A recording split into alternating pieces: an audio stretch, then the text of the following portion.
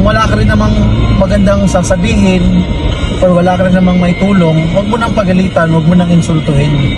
Whatever the appearance, kasi hindi mo alam yung battle na pinagdadaanan nila. And sometimes, hi Ken people, so what's up there? Today, gusto ko lang mag-share ng message, no, na hopefully nakatulong sa atin para maging mabuting tao sa ating sarili at sa ibang tao. Hindi po biro ang magkaroon ng depression, yung stress, kasi hindi pare-parehas yung kakayanan ng tao sa pag-handle ng stress sa buhay nila. Kaya kung meron kang ma-meet ng mga tao na it seems like stressful, problemado, makita mo naman kasi yan sa mga itsura na pamumukha.